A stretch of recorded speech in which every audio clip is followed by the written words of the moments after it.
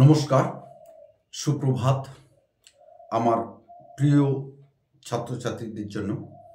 আজকের ক্লাসে বিশেষ একটা টপিকস নিয়ে আমরা আলোচনা করব, যে টপিকসটা বাংলা।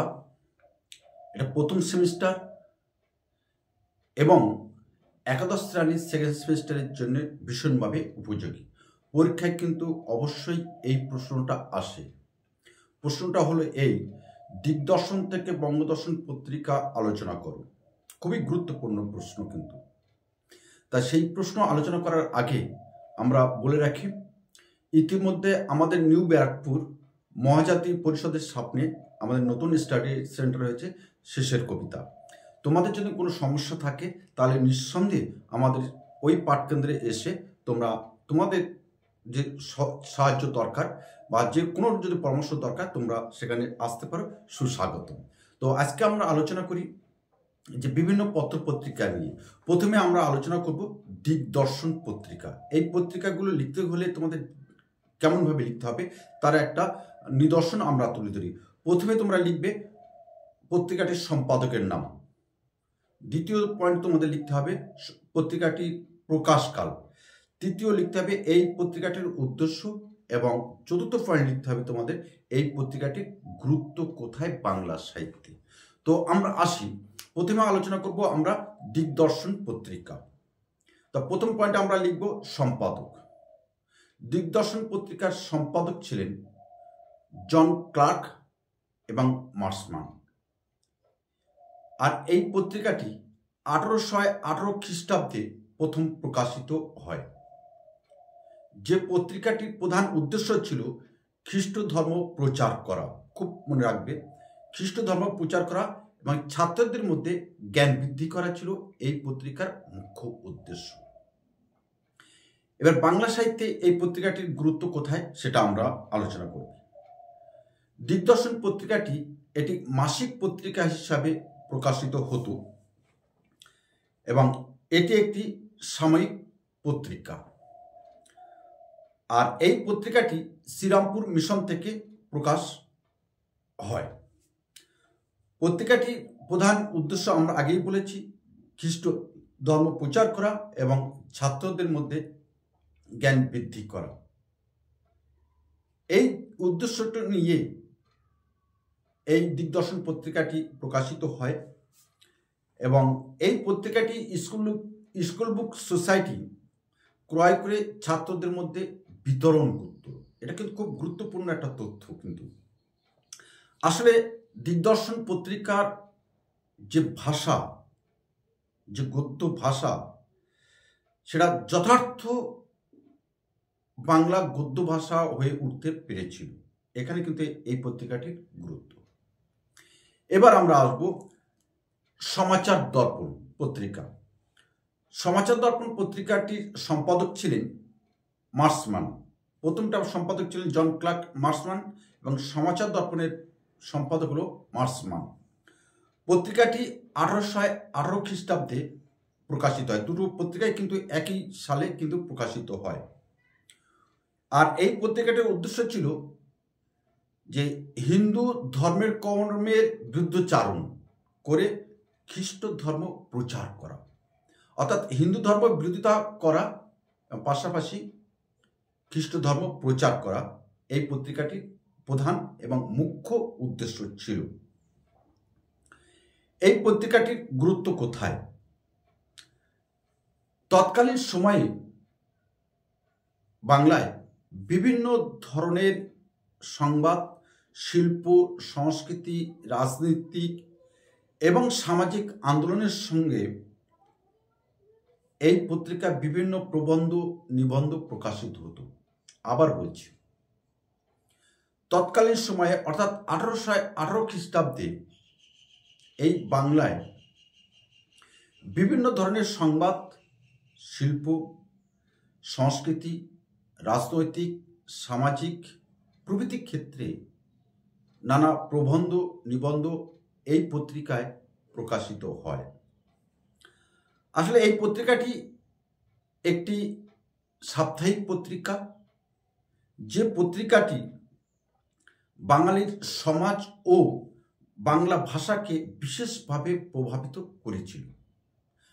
বাংলা সমাজ এবং বাংলা ভাষাকে বিশেষভাবে প্রভাবিত করেছিল। আর উল্লেখযোগ্য, এই পত্রিকাটির ভাষা অতি সহজ, সরল এবং সাবলীল। এখানে এই পত্রিকাটির গুরুত্ব। এবার আমরা আসব সংবাদ কৌমুদী। প্রথম দুটি পত্রিকা আলোচনা করেছি 1818 খ্রিস্টাব্দে, এবং প্রথম পত্রিকাটির সম্পাদক ছিলেন জন ক্লার্ক মার্সম্যান এবং দ্বিতীয় পত্রিকাটির সম্পাদক ছিলেন শুধু মার্সম্যান। একবার আমরা আসব সংবাদ কৌমুদী। এই সংবাদ কৌমুদী পত্রিকাটির সম্পাদক ছিলেন রাজা রামমোহন রায় এবং ভবানীচরণ বন্দ্যোপাধ্যায়। আর এই পত্রিকাটি 1821 খ্রিস্টাব্দে প্রথম প্রকাশিত হয়। পত্রিকাটি একটি সাপ্তাহিক পত্রিকা, যার উদ্দেশ্য ছিল, কি উদ্দেশ্য ছিল? ইতিপূর্বে পত্রিকাগুলি, দিগদর্শন, সমাচার দর্পণ পত্রিকাগুলি হিন্দু ধর্মকর্মের উপরে প্রবলভাবে গালিগালাজ করত, যার প্রতিবাদ স্বরূপ বা প্রতিবিধানের উদ্দেশ্যে এই সংবাদ কৌমুদী পত্রিকাটি প্রকাশিত হয়। তার উদ্দেশ্য কি? ইতিপূর্বে দিগদর্শন, সমাচার দর্পণ পত্রিকায় যে হিন্দু ধর্মের বিরোধিতা করে, গালিগালাজ করে খ্রিস্ট ধর্ম প্রচার করা হতো, তার প্রতিবাদ স্বরূপ, তার প্রতিবিধানের জন্য এই পত্রিকাটি অর্থাৎ সংবাদ কৌমুদী পত্রিকাটি প্রকাশিত হয়। এবার আসবো এই সংবাদ কৌমুদী পত্রিকার বাংলা সাহিত্যে গুরুত্ব কোথায় বা কোনখানে। আমরা আগেই বলেছি, সংবাদ কৌমুদী পত্রিকাটি একটি সাপ্তাহিক সাময়িক পত্রিকা, যে পত্রিকাটি প্রগতি এবং যুক্তিমার্গ অবলম্বন করেছিল, অর্থাৎ সমাজের সাথে, সময়ের সাথে চলতে হবে এবং সেই চলাটা হবে আমাদের অতি যুক্তি সহকারে, আমাদের মতামত প্রতিষ্ঠিত করতে হবে। এই উদ্দেশ্য নিয়ে এই সংবাদ কৌমুদী পত্রিকাটি প্রকাশ করেন রাজা রামমোহন রায় এবং ভবানীচরণ বন্দ্যোপাধ্যায়ের সম্পাদনায়।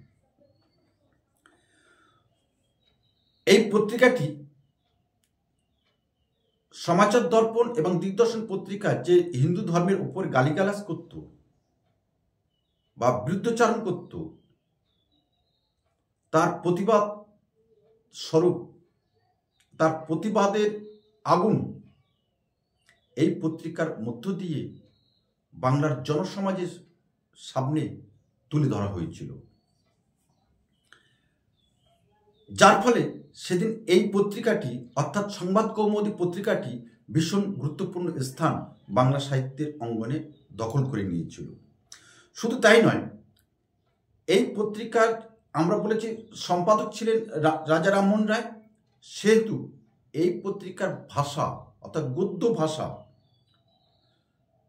সহজ সরল ছিল, একথা আমরা বলতে পারি। শুধু সহজ সরল নয়, অতি সাবলীল। তো আজকে আমরা এই তিনটি পত্রিকা আমরা আলোচনা করে দিলাম, আর পত্রিকাগুলি পরের ক্লাসে আমরা নিশ্চয়ই আলোচনা করব। তা তোমাদের যদি ভালো লাগে নিশ্চয়ই আমাদের পাশে থাকবে, এবং যারা বারাসাত অঞ্চলের মধ্যে যারা যে সকল ছাত্রছাত্রী আছে তাদের জন্য একটি বার্তা, তোমাদের যদি কোনো সমস্যা হয় তাহলে আমাদের নিউ ব্যারাকপুর ঠিক স্টেশন সংলগ্ন অর্থাৎ মহাজাতি পরিষদ এবং Satya Sen high school, girls high স্কুলের সামনে আমাদের শেষের কবিতা পাঠকেন্দ্র আছে, সেখানে তোমাদের আসতে পারো। তবে আরেকবার এক নজরে আমরা বলে দিই, দিগদর্শন পত্রিকার সম্পাদক জন ক্লার্ক এবং মার্সম্যান। পত্রিকাটি 1818 খ্রিস্টাব্দে প্রকাশিত হয়। আর এই পত্রিকার উদ্দেশ্য ছিল খ্রিস্ট ধর্ম প্রচার করা এবং ছাত্রদের মধ্যে জ্ঞান বৃদ্ধি করা। দ্বিতীয় পত্রিকা দিগদর্শন, প্রথম পত্রিকা দিগদর্শন, যে পত্রিকাটি খ্রিস্ট ধর্ম প্রচারের উদ্দেশ্যে এবং ছাত্রদের জ্ঞান বৃদ্ধির উদ্দেশ্যে এই পত্রিকাটি প্রকাশিত হয়েছিল। আর দ্বিতীয় পত্রিকা যেটা আলোচনা করলাম আমরা, সমাচার দর্পণ, যার সম্পাদক ছিলেন মার্সমান, এবং এই পত্রিকাটি 1818 খ্রিস্টাব্দে প্রকাশিত হয়, যার উদ্দেশ্য ছিল খ্রিস্ট ধর্ম প্রচারের উদ্দেশ্যে হিন্দু ধর্মকে বিরুদ্ধচারণ করা। এই উদ্দেশ্য নিয়ে এই পত্রিকাটি প্রকাশিত হয়। এবং সর্বশেষে আমরা আলোচনা করলাম সংবাদ কৌমুদী। পত্রিকাটি 1821 খ্রিস্টাব্দে প্রকাশিত হয়। এটি একটি সাপ্তাহিক পত্রিকা, যার সম্পাদক ছিলেন রাজা রামমোহন রায় এবং ভবানীচরণ বন্দ্যোপাধ্যায়। আর এই পত্রিকাটির প্রধান উদ্দেশ্য ছিল যে ইতিপূর্বে দিগদর্শন এবং সমাচার দর্পণ পত্রিকা দ্বয় হিন্দু ধর্মের বিরুদ্ধচারণ করতে গিয়ে নানান রকম কুকথা, গালিগালাজ তারা প্রকাশ করে এই পত্রিকা দুটির মধ্যে দিয়ে। আর সেই গালিগালাজের প্রতিবিধানের জন্য প্রতিবাদ স্বরূপ আত্মপ্রকাশ করে 1821 খ্রিস্টাব্দে সংবাদ কৌমুদী পত্রিকাটি। আর এই পত্রিকা সম্পাদক ছিলেন যেহেতু রাজা রামমোহন রায়, সেহেতু এর ভাষা সহজ, সরল এবং সাবলীল। এটাই ছিল আজকে আমাদের আলোচ্য বিষয়। আর তোমাদের যদি এই আলোচ্য বিষয়টি যদি ভালো লাগে, অবশ্যই সাবস্ক্রাইব করে এবং বন্ধুদের মধ্যে শেয়ার করে দিয়ে আমাদের পাশে থাকবে, এইটুকু আশা আমরা করি। তো আজ এখানে রাখি। আবার আগামী কোন এক সকালে তোমার সাথে ঠিক এইভাবে আমরা আবার এসে হাজির হব। নমস্কার।